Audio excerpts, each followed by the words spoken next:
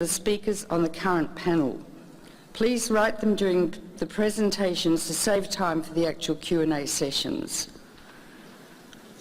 And remember that they're recorded and everything you say at the table, this is the speakers, can be heard on the live stream. Don't do a Reagan. Now, I set up this conference basically because I read an article in the Atlantic Monthly some months ago quoting Stephen Hawking, and we were hoping that he'd give a few opening remarks, but he's been very ill lately. And Max Tegmark, who is one of our speakers this morning. And they were talking about artificial intelligence, and it's moving very, very fast at the moment. Elon Musk talks about that too. And they're very worried about it, and yet they can't seem to stop themselves keeping going. And it's said that within about 10 or 20 years, but maybe shorter, that computers will be autonomous, that they may be able to reproduce themselves, that you can't, I'm saying this, program morality or conscience into a computer, and that they're worried that computers themselves could initiate a nuclear war. When I read that, I thought, my God, as if things aren't bad enough with the United States and Russia militarily confronting each other now for the first time since the Cold War, computers could take over our world in that way. So that's why I set the conference up. And I'll just read to you how I think, and I see the planet as a patient because I'm a physician, and clearly the planet is in the intensive care unit now, acutely, critically ill. Whether or not the planet will survive is really difficult to ascertain, but the prognosis looks poor. So as a physician, I'm trained to assess a patient by taking a detailed medical history, then conducting a careful physical examination, which is what we will do today in the nuclear weapons area. This is followed by a series of laboratory tests which guide me to a diagnosis. Appropriate treatment then follows after the illness is diagnosed and the cause is defined, and that's what we'll be assessing today and trying to analyse. It is also imperative that the main disease is attended to and not concentrate on peripheral issues such as treating an unrelated complaint, like treating a boil on a patient's nose and the patient is dying of metastatic carcinoma, which is really significant now and appropriate really to what's happening in the world today. Therefore, I look at the world and its ongoing pathology from a similar perspective. There are many serious issues facing the world at the moment, but it's necessary to triage the most pertinent threats to our very survival, as it's easy to be diverted by lesser threats. Manic denial, fashions, gourmet foods and the like, and you can see this happening in New York all the time. As a physician, I would therefore say that the ever-present threat of nuclear war is an ongoing existential risk which threatens the extinction of almost all planetary life. This threat is even more acute because most people and politicians have become immune or are unaware of this threat, or alternatively are practicing psychic numbing. That would apply at the moment to the New York Times, let me say. If there's a reporter here, take note. The truth is that Russia and America possess 94% of the 16,400 nuclear weapons in the world. The US maintains its first strike winnable nuclear war policy, and both countries have raised their nuclear arsenals to a higher state of alert because of the trouble in the Ukraine. That I've read about Putin, and if Putin has raised his weapons to a higher than normal state of alert, so has Stratcom. And Stratcom raised the weapons to its highest state of alert during 9/11 because no one knew what was happening. Human fallibility, mistakes. So these are the issues to be discussed. What are the factors, human and technological, that could precipitate a nuclear war between Russia and America? And how many times have we come close to nuclear war, and how much longer will our luck hold? 2, what are the ongoing technological and financial developments taking place which are relevant to the nuclear weapons arsenals of both US and Russia? 3, what problems are associated with lateral proliferation of nuclear weapons via strenuous corporate marketing of nuclear technology? 4, what are the medical and environmental consequences of either a small or large nuclear war? 5, what are the underlying dynamics that have brought life on Earth to the brink of extinction? 6, how can we assess this situation from an anthropological perspective? 7, what is the pathology within the present political situation that could lead us to extinction? 8, how can this nuclear pathology be cured? I'd venture to say that this is probably the most important conference taking place in the United States today, but as Jan Nolan said, she thinks in the world today. Since the Cold War ended, just when the Cold War ended, America agreed with Russia that she would not enlarge NATO to threaten Russia. However, there's a man called Norman Augustine who was the head of Lockheed Martin, and the military corporations when the Cold War ended were a bit desperate because they had no one to sell their weapons to. There was no raison d'etre to build their weapons anymore. And so Norman Augustine decided to visit the NATO countries, and he was supported by many, many people. I have an article here talking about all the corporations who were behind him. And he visited the small little countries, Lithuania, Latvia, etc., and persuaded them to join NATO. Now, to join NATO, you must militarily arm yourself to the tune of several $billion, which was always good for Lockheed Martin et al. And they were successful. Of course, they said you can become a democracy, which is absolute rubbish. Look at this country, which claims it's a democracy. In fact, this country is a socialised country where I think over 60% of the discretionary tax dollar goes to the military-industrial complex and the Pentagon. That's socialism. And the nuclear power industry is socialised too. So the main way that America spends its money is on socialism, and all the little people have to put up with capitalism and fend for themselves. It's a very interesting dichotomy. So these countries were persuaded to join NATO and to militarily arm poor little countries. And also the EU and the IMF persuade them to tighten their belts, and you saw what happened in Greece when you tighten your belts. So what's happened is NATO has enlarged right up to the border of Russia. And you can imagine how America would feel if suddenly Russia decided and announced with Canadian acceptance that Canada was now part of the Russian bloc. We saw it happen when the Russians dared to put some nuclear missiles in Cuba, and we were brought to the brink of extinction at that time. And I knew Robert McNamara, who was in the Oval Office, and he said to me, "Helen, you don't know how close we came to within minutes." We have come to within minutes of nuclear annihilation quite a number of times, and that will be documented by our speakers today and tomorrow. It's interesting, and then we've got the Ukrainian situation, which was orchestrated by the United States. There was a coup. Yanukovych fled and Poroshenko was put in, who is an American puppet. What's new? A lot of the people who are fighting on the Ukrainian side are ex-Nazis, or in fact Nazis. And so Russia and America are confronting each other militarily for the first time since the Cold War ended. Nothing could be more dangerous. And what I find astonishing is that the New York Times is fostering the myth that it's all Putin's fault.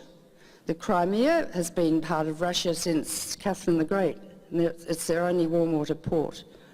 And they had a referendum and the Crimeans wanted to stay with Russia. So the situation is grim. It reminds me of the very primitive arguments during the Cold War. When I first came to America, well, I've been there before, but in 1978, everyone said to me, almost everyone said, it's better to be dead than red. And I said, what? And he said, we don't want to be communists. And I said, well, what about the pygmies in Africa? They don't worry about that. And they said they don't want to be communists too. And I thought, this is a psychotic country, and indeed it was. So I organised with others, Physicians for Social Responsibility, and we held conferences throughout America describing the medical consequences of nuclear war. The first such symposium was held at Harvard, and the reporters there were absolutely perplexed. They said, what are doctors talking about nuclear war for? This is a political issue. And we said, no, it's not. It's a medical issue, because nuclear war will create the final epidemic of the human race. And then the Bishop or Archbishop of Boston, Cardinal, whoever, would wake up the next morning, there'd be a map of Boston with the concentric circles of vaporization and third-degree burns and fires, etc. And he'd say, I don't think Jesus would approve of this. And it happened all over the country, so finally the Catholic bishops got together and wrote a pastoral letter against nuclear war. And then the Methodist bishops got together and they did a similar thing, and their pastoral letter was even better than the Catholic bishops. And eventually we had 1 million people in Central Park in 1982 in June, the biggest rally ever in the history of America. Black lesbians from Harlem, Southern Baptists, Mormons, everyone was just amazing. And we had 80% of people supporting the notion that nuclear weapons must be eradicated, really. And Gorbachev then had the support, really, of the world with Reagan. Oh, they met in Reykjavik, these two men, and over a weekend they almost agreed to abolish nuclear weapons over a weekend. So therefore there's a precedent to abolish nuclear weapons, and it's time that happened. The country that's holding up the abolition of nuclear weapons is America.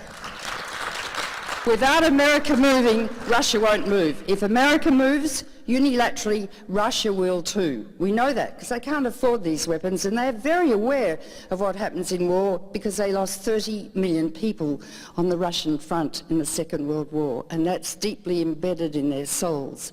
I can remember as a little girl standing in the kitchen, my mother said, thank God he's turned on Russia.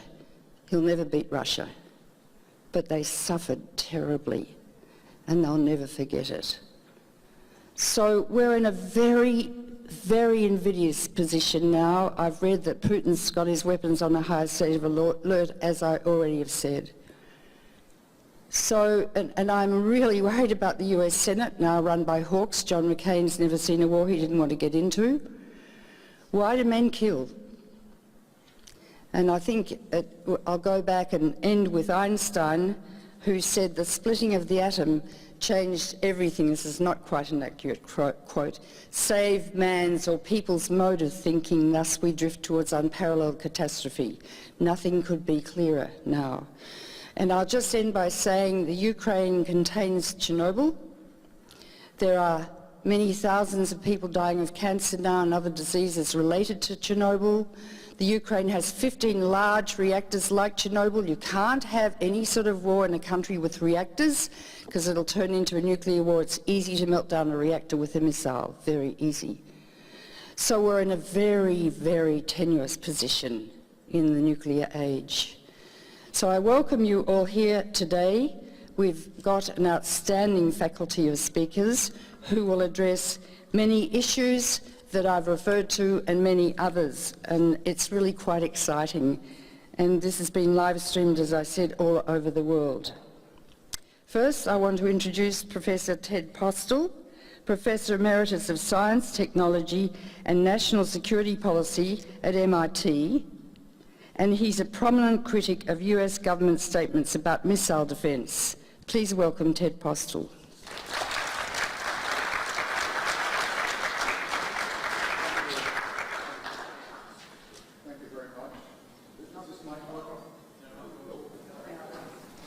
Is it working now? Oh, okay. Thanks very much, Helen. I just want to make a quick comment about what a great resource you've been over the years, and I really appreciate you inviting me to this event, and I think you've done wonderful things to advance the public understanding of these issues, and I congratulate you for it.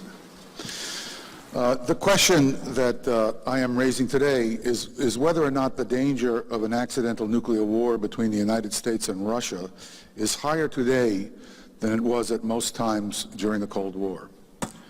The answer to this question is unknowable using quantitative means, but I believe the information we have points strongly to the conclusion that the danger of nuclear war is now considerably higher than it was during most of the time we now call the Cold War.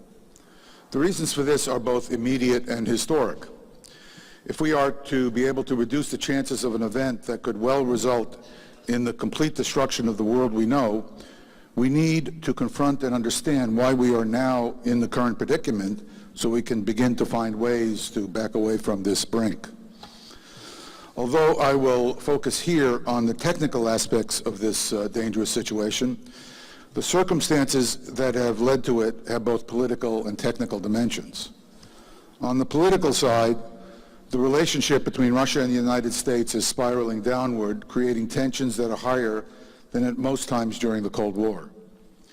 A large part of this downward spiral is due to the unwise Russian reaction to what was certainly been a much more unwise 25-year-long period of hostile U.S. actions toward Russia. Basically, the United States has treated Russia like a defeated and reviled foe during this 25-year period, and I have many personal experiences I could share with the audience on this. Although the analogy is far from perfect, it is as if the mistakes that are widely ascribed to the Treaty of Versailles after the end of the First World War have been repeated as if there is no memory of the consequences. In addition, U.S. and Western diplomacy has treated legitimate concerns about the security in the area the Russians call the near Russia region or near Russia zone as if none of Russian concerns have any merit. If you disagree with this assessment, and I know a lot of people who do, partly because of the circles I move in, consider how the United States would react if Russia mounted a major effort to influence the domestic politics of Panama, Venezuela, Cuba, Nicaragua, and Mexico by forming military alliances that were accompanied by commitments to sell arms and to provide military support to the governments of these countries. There are experts who have a far better knowledge of the political ins and outs of Russia's relationship with the West than I do, and since I am a technical expert, I want to focus on the technical problems that clearly and unambiguously greatly increase the chances of an accidental war that could lead to the U.S. and Russian Central Strategic Forces becoming engaged. So this is where I will focus my basic remarks. First of all, I need to make it clear to everyone in this audience that the Russians have an extremely fragile early warning system. Unlike the United States, they have been unable to build a working space-based early warning system. They simply do not have one. The lack of a capable Russian early warning system is one of the greatest dangers to the United States. You don't have to be worried about Russia. You got to worry about the United States. Yet the U.S. government, and I have had many fruitless attempts to try to get this matter addressed, has done nothing at all to think about the ways to address this problem. In fact, the U.S. government has mostly spent its effort, at least during the Clinton administration, now they don't even think about it, during the Clinton administration, making believe they were doing something about it, when in fact they weren't. And I have lots of proof of that. Now, the ability to see the launch of ballistic missiles from space makes it possible to have the longest warning time of ballistic missile attack that is possible. It is a general misconception that the extra warning time provided by these space-based systems is the most important contribution to U.S. security that these systems provide. This is actually not the case. The most important contribution of space-based early warning systems is general information about the launch of ballistic missiles on a global scale. The only country in the world that has some capability to destroy parts of U.S. Nuclear strike systems is Russia. Any attack from Russia aimed at destroying or trying to destroy U.S. counter-strike capability would have to be executed as a massive coordinated strike. Our current space-based infrared systems would make it possible within less than a minute to know whether or not such a strike is underway. So basically it's situational awareness. Since the Russians have no space-based early warning system, they can only observe events with radars, and the Russians have worked very hard on their radar early warning system. Now, radars are limited to line of sight. Since the Earth is round, line of sight limits severely constrain what these radars can see. That is, the line of sight limitation does not allow them to see events that occur below the Earth horizon. This was exactly the limitation that led to a false alert of the Russian early warning system in 1995. The character of that false alert made it appear that the United States might have been making a nuclear precursor attack against Russia. This should not make us feel comfortable. So we now have a situation where the political relationship has spiraled downward. The U.S. relentless preoccupation with building nuclear warfighting machines is well analyzed and understood by the Russian political leadership, and the Russian early warning system is wholly inadequate for providing the kind of reliable and unambiguous data that could assure Russian political leadership that they are not under attack in certain ambiguous situations. Hence, I conclude that the chances of an accident that could lead to the launch of Russian nuclear forces is now at least as likely as it was during the Cold War. And in my view, it is probably higher than it was during most, although not all, of the time we called the Cold War. I would like to finish this discussion by showing you, by changing direction a bit, and show you how U.S. and Russian nuclear planners see the world relative to the actual realities. This is an important thing that all of you, I think, should understand. The U.S. is striving for greater accuracy in delivering nuclear warheads. The question a reasonable person might ask is, why? I mean, these weapons are so destructive. The first problem is that nuclear warfighters treat nuclear weapons as if they are instruments of conventional warfare that can be used in a scaled-up version of conventional wars. This conventionalization of nuclear war planning is a product of the Cold War and is still being pursued by the technical efforts within the United States and with less success, but with energy, within Russia as well. It is derived from a profoundly false belief that a nuclear war would have military objectives no different from that of a conventional war. In conventional warfare, each adversary tries to take advantage of confusion and chaos to isolate and destroy an enemy's forces piece by piece. By concentrating superior forces against weaker enemy forces, one can destroy the enemy forces so quickly that they cannot do nearly as much damage in return. So you really want to isolate the force and just chomp them up. Now, in order to achieve this goal, when fighting an adversary who is roughly the same size and capability, military planners try to find ways to concentrate their forces so that they can locally have numerical and firepower superiority. In order to do this, it is critical to be able to disrupt or destroy an enemy's command structure, communications, and mobility. This is generally achieved by attacking command and control nodes, bridges, railheads, and the like. If this goal is achieved, it is then possible for a skillfully commanded military force to take advantage of the chaos and disorder so as to crush an equally capable enemy force by destroying it piece by piece. Could I have the first slide, please? Can you turn on the slides? Oh, they're there. Okay, let me show you what the Russian nuclear warfighting plan might look like, which is simply a mirror of U.S. nuclear war plans. This is, yeah, I guess I should. This is, this is a notional plan. This is by no means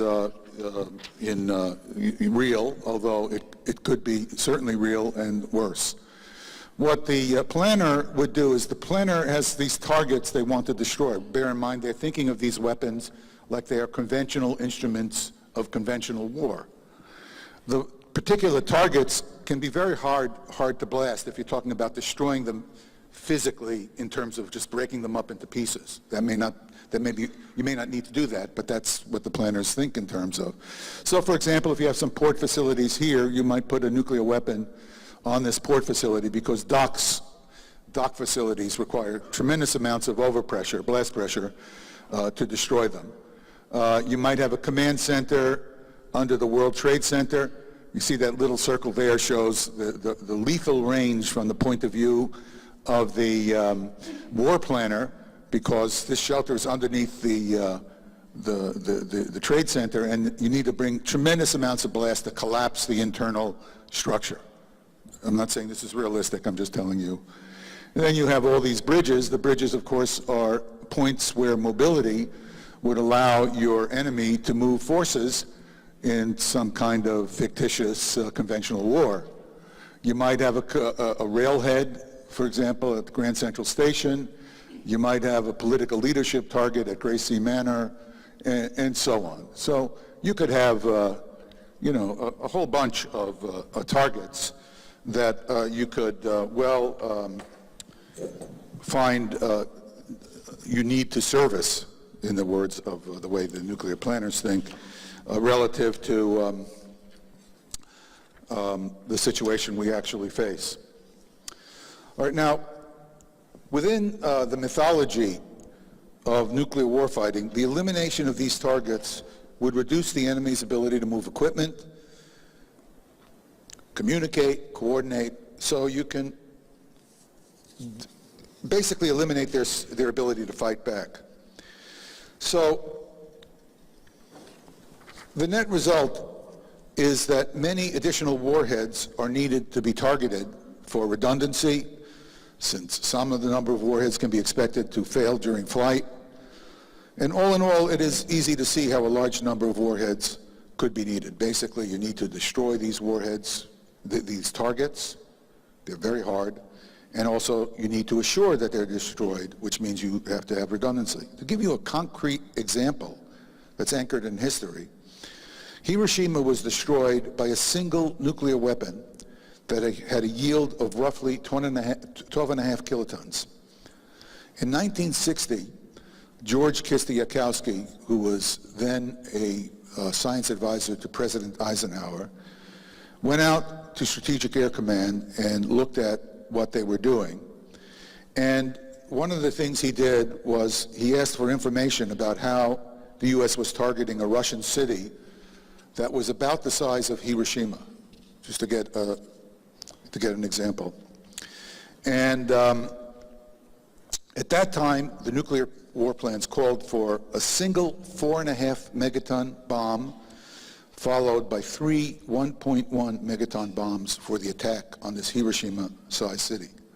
So to put this in perspective, they committed 7,500 kilotons to an attack on a city that had been destroyed only 15 years earlier by a 12.5 kiloton weapon. So that's where the idea of overkill begins to make sense.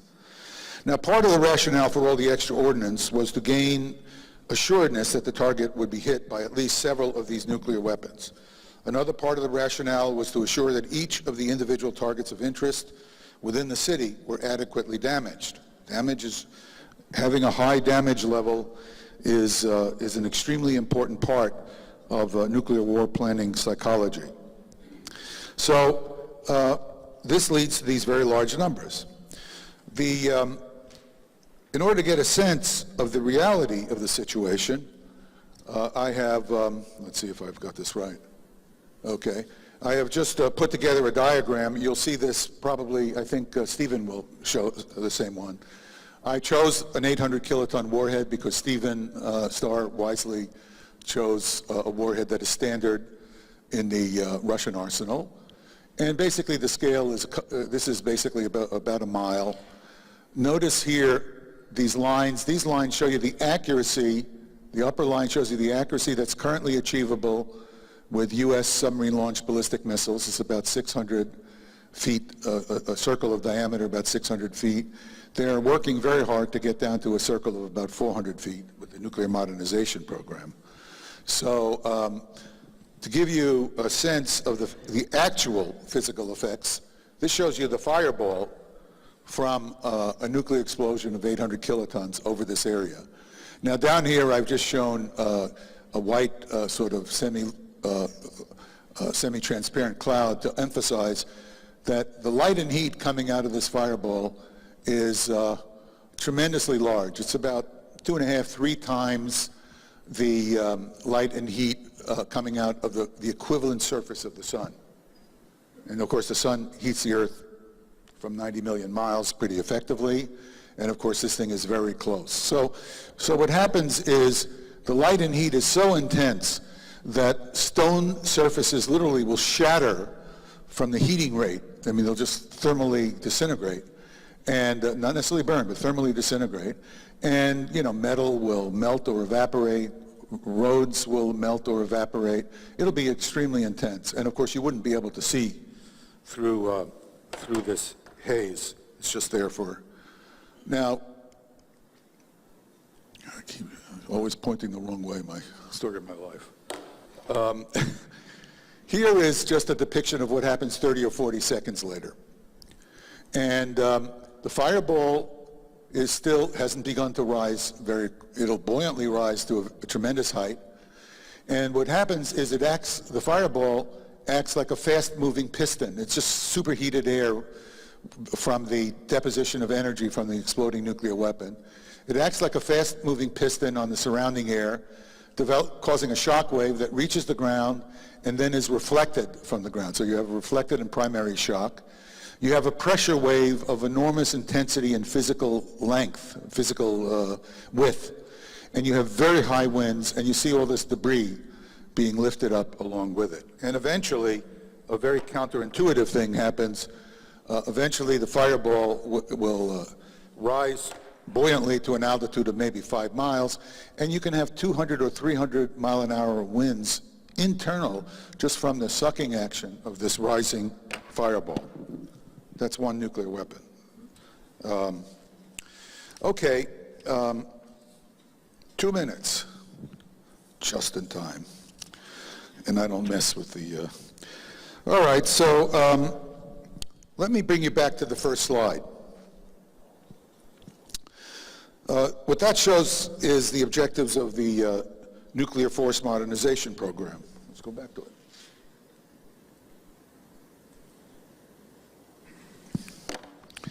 The Force Modernization Program is almost solely aimed at making it more difficult and more feasible for the war fighters to execute their imagined attack plan against New York City. If this has the appearance of being completely insane and disconnected from any plausible reality, I've achieved my goal here today. The fact of the matter is that it is completely impossible to fight and win a nuclear war because the effects of nuclear weapons are so large and so indiscriminate that the only possible outcome of any strategy would be indistinguishable from attacks aimed at killing as many people as possible. Doesn't matter what your strategy is. If you use these things, that's the outcome. Yet, U.S. nuclear war planning treats this totally fraudulent theory of war as if it is a goal of U.S. forces. So this brings us back to the question of deterrence, and I'll end here. If the only realistic hope of deterring potential adversaries is by threatening them with physical and socially mortal consequences of reprisal, then although this option may be extremely uncomfortable for many of us, it is all that we have. It's just, that's what it boils down to. Striving to be able to do more only creates the appearance that you think you can fight and win a war against a potential adversary. In this case, we're talking about Russia. The net result is the Russians have no choice but to wonder what the United States might do in a crisis. The Russians have a substantial fraction of vulnerable nuclear forces, and they do not have the early warning capability to assure themselves that these forces are not being attacked. This is not a situation that should make anybody in this room comfortable. It increases the chance that a horror beyond existential experience could result from simple human error. The idea that by continuing to raise the level of threat against Russia via the kinds of improvements that are now being